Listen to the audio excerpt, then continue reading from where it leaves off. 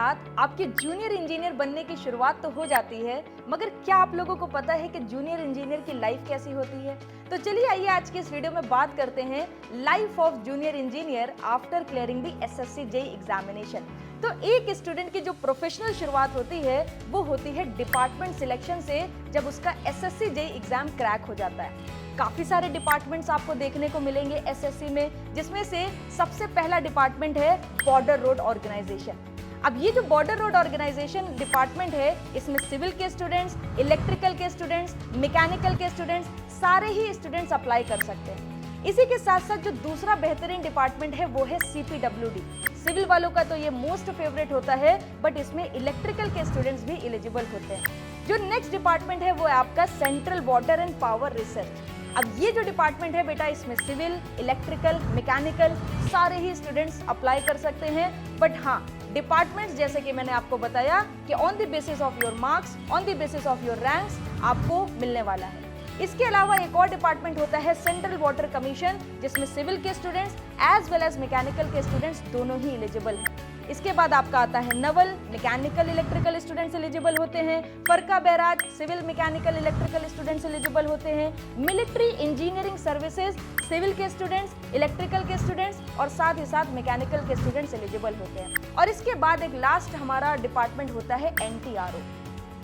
जैसे ही आप डिपार्टमेंट को चूज कर लेते हो तो आपकी प्रोफेशनल लाइफ शुरू हो जाती है, और फिर उसके बाद आपका आता है जॉब रोल। आपकी प्रोफाइल क्या होती है? तो जैसे कि आप जूनियर इंजीनियर बने हो, तो जैसे ही आप कोई भी डिपार्टमेंट चूज करते हो तो उस डिपार्टमेंट में होने वाले जितने भी बेटा ऑपरेशंस हैं वो आप ही असिस्ट करने वाले हो एज अ जूनियर इंजीनियर।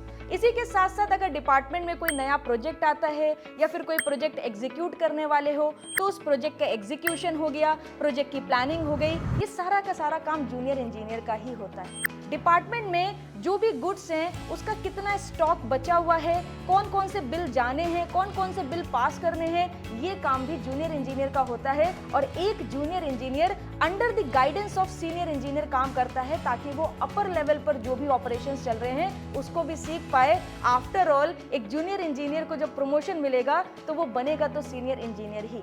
इसी वजह से आपका जितना भी काम होता है वो under the guidance of senior engineer होता है।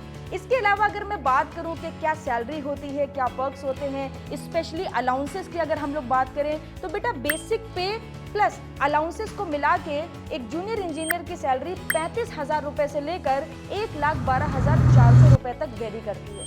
जिसमें से इन हैंड सैलरी की अगर मैं बात करूं तो अप्रॉक्सीमेटली 44,000 रुपए, 44,000 रुपीज आपको इन हैंड देखने को मिलते हैं। और इसी के साथ काफी सारे अलाउंसेस भी हैं।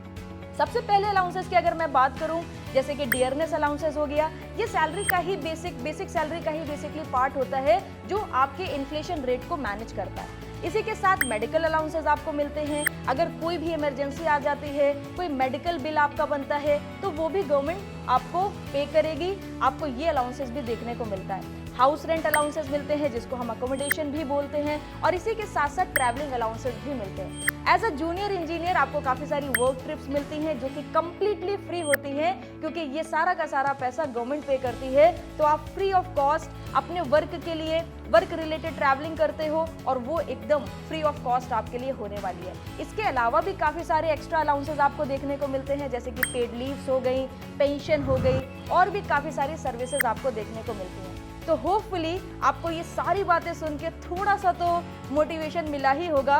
प्रिपरेशन करते रहो, जैसे कि आप सभी लोगों को पता है अक्टूबर में हमारा एग्जाम है। So this is the best opportunity. आप ये सारे बेनिफिट्स, सारे के सारे बेनिफिट्स ले सकते हो अगर आप एसएससी जेईई का एग्जाम निकाल लेते हो। इसके अलावा भी अगर आपके कोई भी क्वेश्चन है, कमेंट सेक्शन में लिखना बिल्कुल भी मत भूलना। Good bye, take care.